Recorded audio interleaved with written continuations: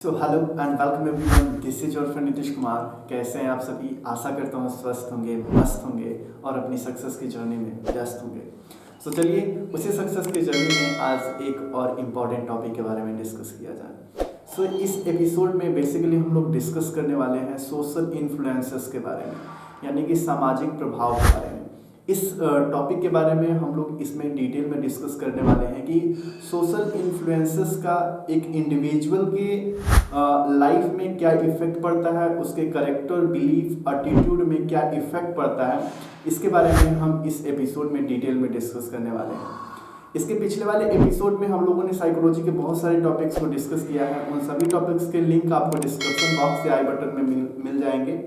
आप वहां से जाइए और उन सभी एपिसोड्स को देख करके अपने साइकोलॉजी की इन्फॉर्मेशन को और बढ़ाइए। सो गाइस, चलिए इस एपिसोड में आगे बढ़ते हैं और समझते हैं सोशल इन्फ्लुएंसेस में कन्फर्मिटी को। इस एपिसोड सोशल इन्फ्लुएंस यानी सामाजिक प्रभाव होता क्या है? अगर इसको हम आसान भाषा में इसको समझना चाहें तो हम अपने पोजीशन से, अपने बिलीव, एटीट्यूड एंड कैरेक्टर से जब किसी दूसरे व्यक्ति के, वह इंडिविजुअल भी हो सकता है और ग्रुप भी हो सकता है, कि एटीट्यूड, बिहेवियर और कैरेक्टर में बदलाव लाने, यही कहलाता है सोशल इन्फ्लुएंसेस। यानी कि हम उसको सामाजिक तौर पे अपने बिलीफ, कैरेक्टर और एटीट्यूड से उसको प्रभावित किया, उसके बिलीफ और एटीट्यूड एंड कैरेक्टर में थोड़ा सा ट्रांसफॉर्मेशन लाया, यानी कि हमने थोड़ा सा ट्रांसफॉर्मेशन लाया। सो इसी को बोलते हैं सामाजिक प्रभाव। Okay, so social influences refer to the ways in which people change their attitudes, beliefs or behaviors in response to the real or imagined influence of other। सामाजिक प्रभाव उन तरीकों को संदर्भित करता है जिनमें लोग दूसरों के वास्तविक या काल्पनिक प्रभाव के जवाब में अपने दृष्टिकोण, विश्वास या व्यवहार को बदलते हैं। इसमें हम लोग एग्जाम्पल तौर पे समझें तो जैसे मान लीजिए जितने भी सेलिब्रिटीज होते हैं, जितने भी एक्टर्स होते हैं, वो क्या है कि अपने नए नए फैशन ट्रेंड की से जो आम व्यक्ति होते हैं उनके लाइफ में एक तरीके से ट्रांसफॉर्मेशन लाते रहते हैं।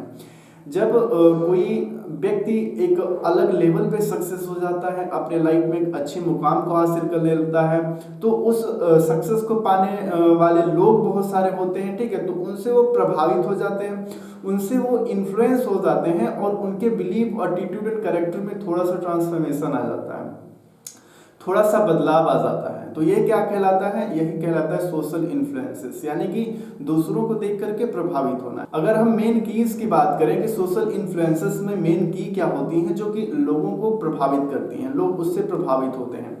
सो इसमें दो मेन कीज होती हैं सोशल इन्फ्लुएंसेस में। पहला होता है कन्फॉर्मिटी यानी कि अनुरूपता, और दूसरा होता है कंप्लायंस यानी कि अनुपालन। सो इस एपिसोड में हम लोग कन्फॉर्मिटी को डिटेल में डिस्कस करने वाले हैं।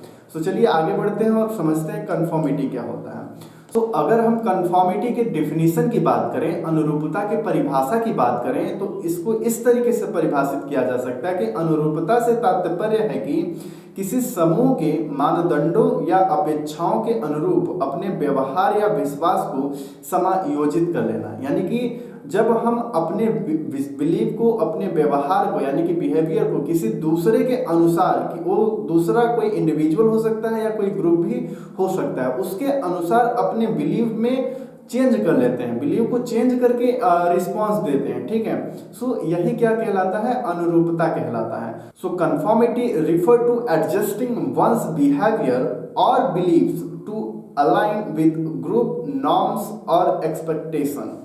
सो इसको हम लोग एग्जाम्पल के साथ समझते हैं।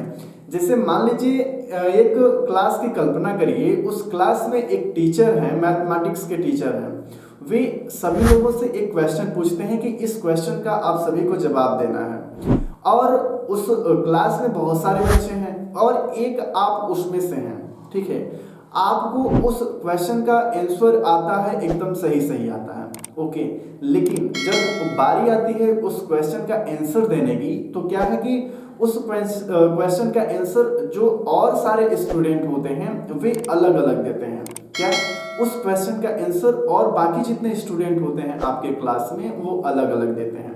सर, जब आप उनको देखते हैं कि मेजॉरिटी ऑफ स्टूडेंट्स अलग अलग आंसर दे रहा है उस क्वेश्चन का, तो आपके अपने बिलीव पे डाउट हो जाता है कि क्या मतलब जो मैं सोच रहा हूँ शायद हो सकता है गलत, ठीक है। फिर इसके बाद आप मेजॉरिटी ऑफ स्टूडेंट, क्योंकि सारे स्टूडेंट उस क्वेश्चन का दूसरा आंसर दे रहे हैं, ठीक है। आप जो आंसर सोचे हैं उस भले ही सही हो, लेकिन मेजॉरिटी ऑफ स्टूडेंट के रिस्पांस को देख करके आप अपने बिलीफ में थोड़ा सा डाउट कर सकते हैं, ठीक है।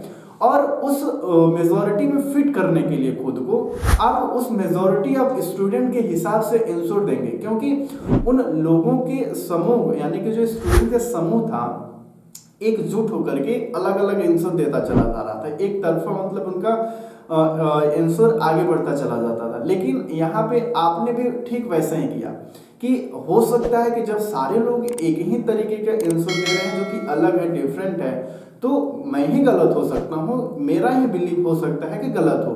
तो यहाँ पे क्या है कि आप अपना जो सोचे थे पहले उसका आंसर ना दे करके जो मेजॉरिटी ऑफ स्टूडेंट्स आंसर दे रहे हैं आप उसको मतलब कि आंसर दे देते हैं। तो यही एक तरीके से क्या हो जाता है, अनुरूपता, यानी कि आप मेजॉरिटी ऑफ स्टूडेंट्स के अनुरूप खुद का बिलीव मतलब खुद का आंसर भी कन्वर्ट कर लिए। यहाँ पे यह चीजें नहीं देखी जाती कि आप सही हैं कि गलत हैं। उस टाइम पे जो मेजॉरिटी ऑफ स्टूडेंट यानी कि मेजॉरिटी ऑफ पीपल जिस तरीके से जिस और रिस्पॉन्स देता है, व्यक्ति के व्यवहार में परिवर्तन उसी के अनुसार होता चला जाता है। सो यही कंफर्मिटी हो जाता है। आपने नोटिस भी किया होगा, ठीक है, आप कल्पना नहीं, आप जब अपने स्टडी लाइफ को याद करेंगे तो क्लास में भी आपके साथ ऐसा कभी न कभी हुआ होगा कि जब टीचर ने आपसे कोई सवाल पूछा है तो आपको लगता है कि इसका आंसर ये होगा, लेकिन बहुत सारे बच्चे इसका आंसर कोई दूसरा देते हैं।